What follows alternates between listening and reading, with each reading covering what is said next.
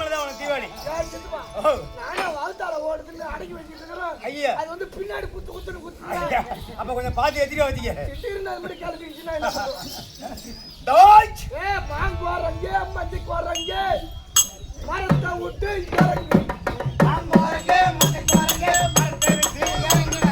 மாங்கு வர்றங்க மத்திக்கு வர்றங்க மாங்கு வர்றங்க மத்திக்கு வர்றங்க மரத்தை விட்டு இறங்கு. மாங்கு வர்றங்க மத்திக்கு வர்றங்க மரத்தை விட்டு இறங்கு. ஆயா தாயா வாங்கி தர ஊம்பா இன்னும் வரங்க ஊம்பா நான் தெரியா.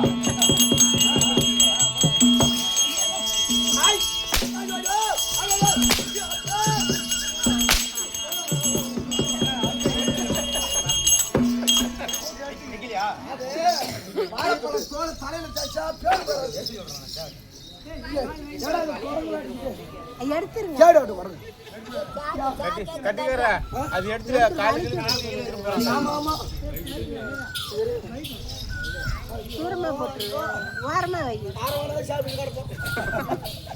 கையில கத்தி எடுத்து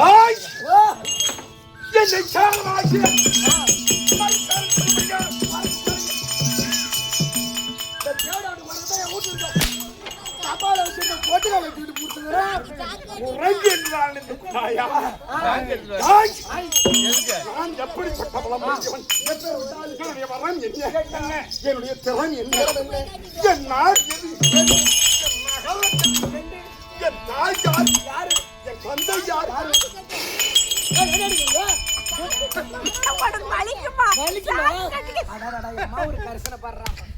ஏதாவது உனக்கு தெரியாதா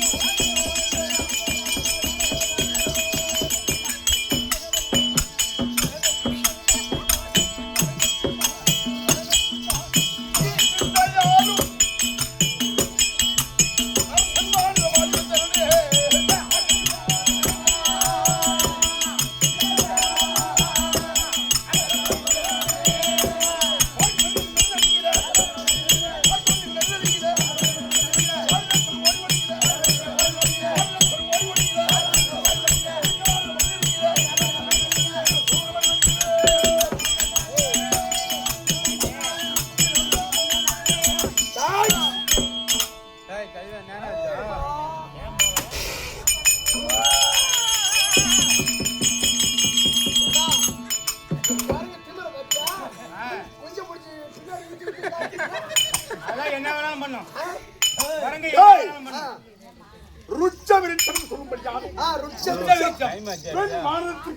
வானரத்திற்கும் தேவர்களுக்கெல்லாம் தலைவராக முடியாது. பிறந்த என் பெயரு ஏன் போறீங்க? அந்த குரங்குக்கு பொண்டாட்டி வர்றது எப்படி பண்ணுதுன்னு பாத்துட்டு போறேன்.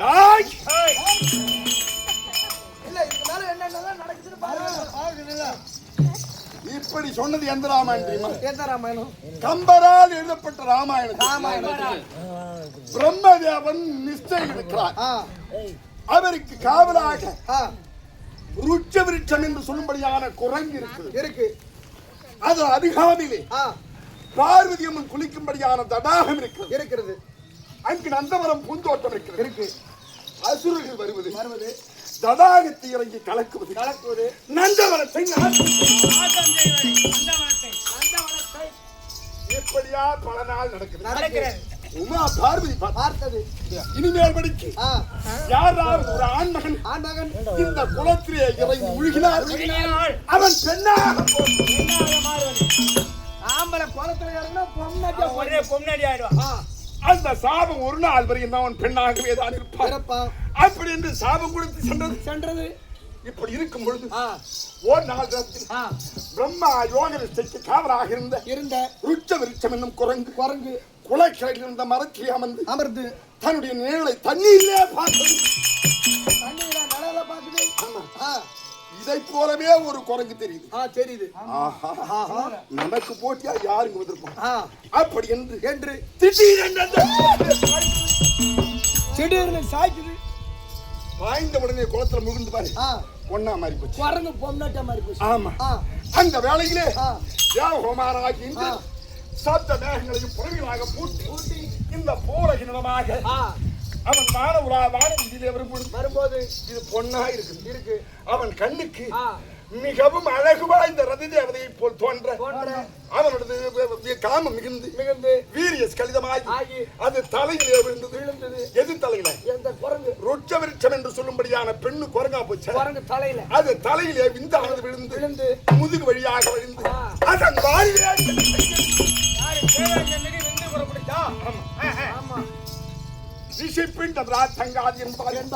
மூன்றே முக்கால் நாளைக்கு நேரத்தில் பூவாய் என்று குழந்தையாக இந்திரனுக்கு பிறந்தது. அப்படி நான் பிறந்த உடனே சூரிய பகவான் புறப்பட்டு வானவீதியிலே வந்தவர் அதே குழந்தை அவருக்கு ஆசை மிகுந்தது. இந்த ஆறு ஒழுகி அது என்ன செய்தது? சூரிய பகவான் ஓடிக்கிட்டே இருக்கிறது. இந்திர எங்க வேணாலும் நின்று பாப்பான். நடு தலையில விழுந்து பின்னாடி வழியா போய் வாழில தங்குச்சு. இவரு போய்கிட்டே இருக்கிறவருக்கு எந்த இடத்துல வந்து விடும்? முன்னாடி அப்படி விழுந்து மூக்கு வழியா வழிந்து அது என்ன செஞ்சது? என்னது? தொண்டாங்குழியில வந்து நிக்குது. அவன் தான் சுஷேவன்.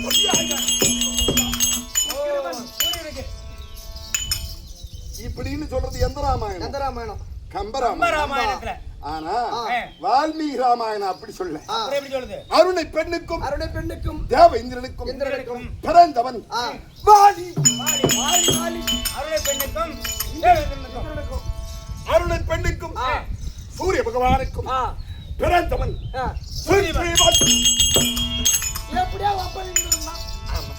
அது எந்த விதத்துல இப்படி சொன்னாலும் அந்த கம்ப ராமாயணமா இருந்தா அது எந்த ராமாயணமா இருந்தாலும் சரி.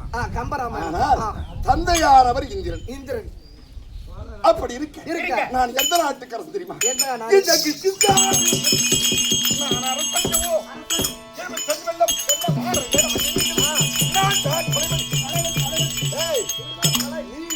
பெற்றவன் என் வாளுக்கு அபூர்வ சக்தி உண்டு.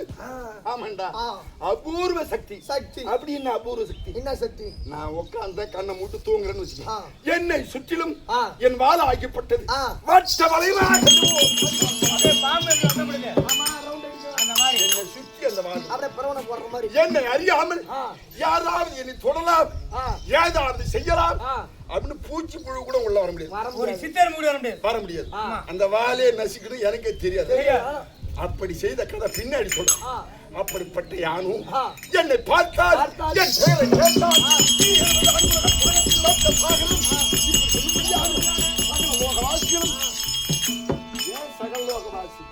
அழுவுற புள்ள தாய் சோக்கும் பேச்சு கேட்காது அடம் பிடிச்சு அழுவுதுன்னு வச்சுக்க, அதோ பாரு வாலி வருகிறான். அப்படி என்று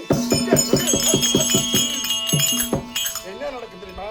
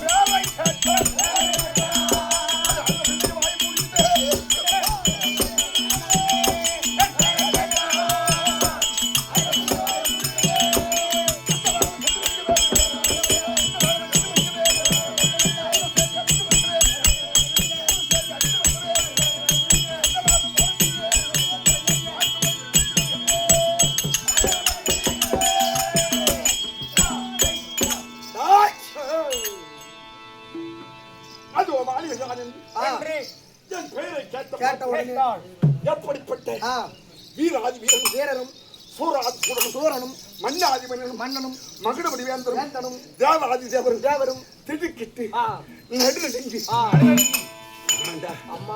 பயந்து அடங்கி ஒடுங்கி பின்னங்கால் பிடல் அடிக்க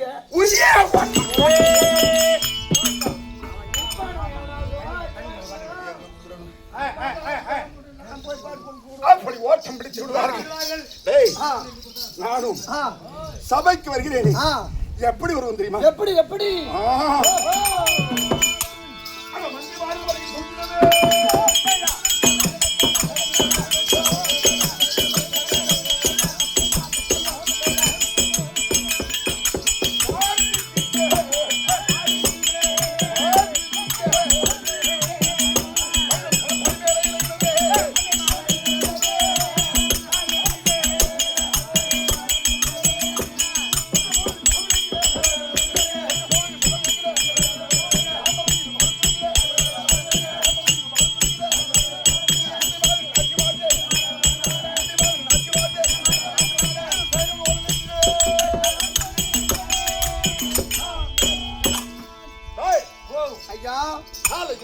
எழுந்து 4 கடல்களிலே சிவபூஜை முடித்து அரண்மனையை சார்ந்து தானபாரம் முடித்து ஆடை ஆபரண அலங்கிருந்தனாய் உண்டு தாம்பூலம் எனது மந்திரிகளும் சாலை தளபதிகளும் எனது வானர சேனாஜ்யங்கள் யாவர்த்தமானவர்களும் சூழ ஆரம் சரப்படியும் சொல்லும்படியான பல விதமான நவரத்த மாலைகளை அணிந்து அழகு வாய்ந்த பெண்கள் சாமரை வீசி ஆலவட்டம் இரட்டை இந்திரன் சபைக்கு வரும் பொழுது எப்படி அரம்பை ஊர்வசி மேலே இதில் ஒரு 4 பெண்கள் செய்வார்களோ அச்சனை போல ஆனந்தலிகளை ஆடுவார்கள். அதிகாரிகளை சீமந்த வேணி மதுரை கல்யாணி இப்படி சொல்லும்படியாக அதிகமா வருது. ஆமாண்டா பெண்கள் எல்லாம் பரதநாட்டியமான ஆடல் பாடல் நிகழ்த்த சபாவாகிய கோழிவிற்கு நான் செல்வது வழக்கம். கொஞ்சம் தண்ணி குடிப்பது அதை விட பழக்கம். ஆமா, உனக்கு யாராவது மாதிரி ஆடி பாத்திருக்கியா? கொண்டாடினா ஊரா ஆடுறான். கோலாட்ட கையா போட்டதுக்கு அண்ணா காந்தி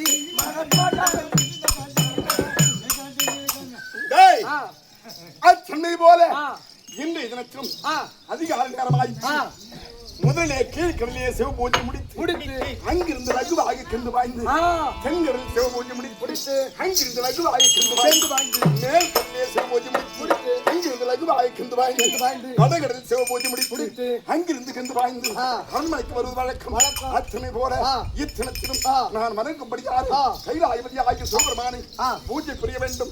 அதன் பிறகுதான் அரண்மனை சார்ந்து அரசாங்க அலுவல்களை கவனிக்க வேண்டும். செய்யலாமா? கலப்போரம் எடுத்துட்டு வரலாமா?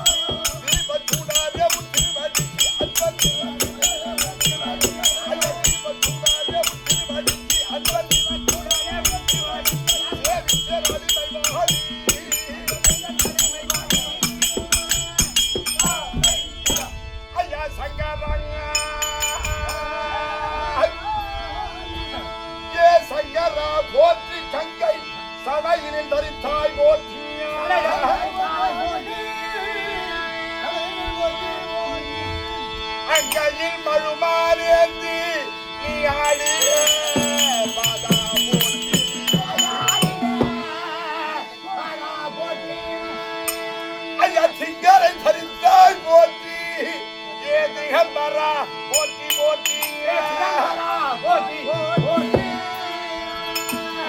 எங்களை அடிமை கொண்ட ஈசனே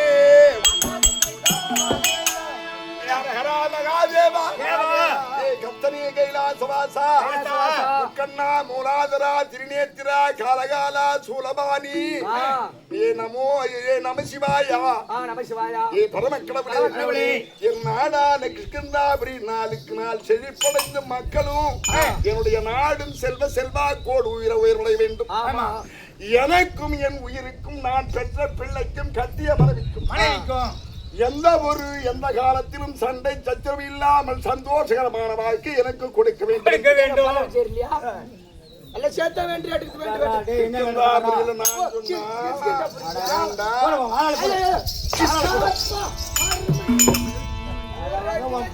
நண்டு கடிக்க கிருஷ்ணாபுரியில நான் சொன்னா அப்படின்னா நீ எங்கடா போய் சொல்லிட்டு இருக்கிற? என் கிருஷ்ணனில் உண்டான மக்களும் நானும் சுகசேமத்தை பொருந்திருக்க கடைக்கன் பார்வை எப்பொழுதும் என் மீது இருக்க வேண்டும். நானும் தவறாமல் படிக்க இந்த 4 கல்வியிலேயும் உன்னுடைய பூஜையை தவறாமல் செய்து வருகிறேன். என்னை காத்திருக்க வேண்டும் ஐயா கத்தனே கைலாச.